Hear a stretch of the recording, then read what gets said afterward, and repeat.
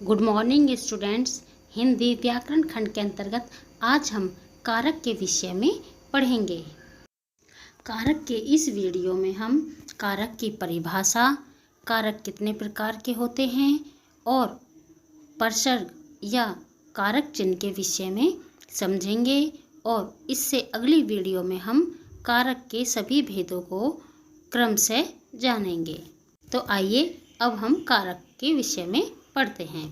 कारक परिभाषा: संज्ञा या सर्वनाम के जिस रूप से उसका संबंध वाक्य में क्रिया या अन्य शब्दों के साथ जाना जाता है उस रूप को कारक कहते हैं। कारक की इस परिभाषा को हम दो चरणों में समझेंगे। तो आइए शुरू करते हैं। कारक परिभाषा 1: संज्ञा या सर्वनाम के जिस रूप से उसका संबंध वाक्य में क्रिया के साथ जाना जाता है उस रूप को कारक कहते हैं। अब हमने यहाँ पर जो पहले परिभाषा ली थी कारक की, उससे आधी ही परिभाषा को लिया है। इस परिभाषा को हम निम्नलिखित उदाहरणों के माध्यम से समझेंगे। देखिए, उदाहरण 1 है राम खाता है। अब इसमें देखिए, हमने राम शब्द को लिया है जो एक संज्ञा है और खाता है शब्द क्या है? क्रिया है। तो इसमें हम देखेंगे कि क्रिया का संबंध किससे है। तो इसमें क्रिया का संबंध राम से, अर्थात खाने की जो क्रिया है उसको राम कर रहा है, इसलिए यहाँ पर कारक राम होगा। अब उदाहरण 2 देखिए, मैं जाता हूँ। अब इसमें क्रिया क्या है? जाता हूँ, और इसमें हमने एक सर्वनाम शब्द को लिया है जो है मैं, अर्थात मैं जो है सर्वनाम शब्द वह जाने की क्रिया को कर रहा है, अर्थात जाने की क्रिया का संबंध किससे है? मैं से है, इसलिए यहाँ पे कारक क्या होगा? यहाँ पे कारक मैं होगा। अब हम कारक की दूसरी परिभाषा को समझते हैं। तो देखते हैं परिभाषा 2: संज्ञा या सर्वनाम के जिस रूप से उसका संबंध वाक्य में अन्य शब्दों के साथ जाना जाता है उस रूप को कारक कहते हैं। अब इस परिभाषा में हमने क्रिया शब्द का प्रयोग नहीं किया है, बल्कि क्रिया शब्द के स्थान पर अन्य शब्दों का प्रयोग किया है, क्योंकि ये आवश्यक नहीं है कि प्रत्येक वाक्य में क्रिया हो। कोई वाक्य ऐसा भी हो सकता है कि जिसमें क्रिया ना हो, फिर हम उसमें कारक की पहचान कैसे करेंगे? आइए इसे हम निम्नलिखित उदाहरण के माध्यम से समझते हैं। उदाहरण है घर में धन है।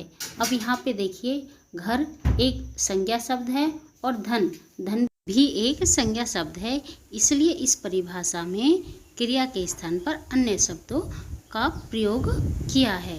अतः अगर किसी वाक्य में कोई क्रिया ना हो तब भी उस वाक्य में कारक होता है। इस वाक्य में धन का संबंध किससे है? धन का संबंध घर से है, अतः इस वाक्य में घर शब्द कारक है। यहाँ पर घर और धन दोनों शब्द ही संज्ञा शब्द हैं, लेकिन घर शब्द में ही कारक क्यों है इसे हम आगे समझेंगे। पहले हम कारक के भेद और कारक चिन्ह या परसक के विषय में जानेंगे। तो आइए समझते हैं कारक के भेद। कारक 8 प्रकार के होते हैं: कर्ता, कर्म, करण, संप्रदान, अपादान, संबंध, अधिकरण, संबोधन। कर्ता का अर्थ होता है क्रिया करने वाला। कर्म का अर्थ होता है जिस पर क्रिया का प्रभाव पड़ता है। करण का अर्थ होता है क्रिया का साधन, अर्थात जिसके द्वारा क्रिया की जाती है। संप्रदान होता है जिसके लिए क्रिया की जाती है। अपादान होता है क्रिया जिससे अलग होना बताया जाए या तुलना की जाए। संबंध का अर्थ होता है जिसमें संज्ञा या सर्वनाम का संबंध दिखाया जाए। अधिकरण होता है क्रिया के होने का स्थान, काल या फिर आधार। संबोधन का अर्थ होता है संबोधित संज्ञा। अब हम कारक चिन्ह या परसर्ग को समझेंगे। तो कर्ता कारक जो होता है, कर्ता कारक का कारक चिन्ह होता है ने। कर्म कारक का चिन्ह होता है को। करण कारक का चिन्ह होता है से, द्वारा या के द्वारा। संप्रदान के लिए कारक चिन्ह होता है के लिए। अपादान के लिए कारक चिन्ह होता है से। संबंध, संबंध का कारक चिन्ह होता है का, की, के या रा, री, रे। अधिकरण का कारक चिन्ह होता है में, पर। संबोधन का कारक चिन्ह होता है हे, अरे। अब इस वाक्य को देखिए, राम गीता फल दिए। इस वाक्य का अर्थ कुछ भी स्पष्ट नहीं होता है, इस वाक्य का अर्थ कुछ भी समझ में नहीं आता है, जबकि इस वाक्य में सार्थक शब्दों का प्रयोग किया है।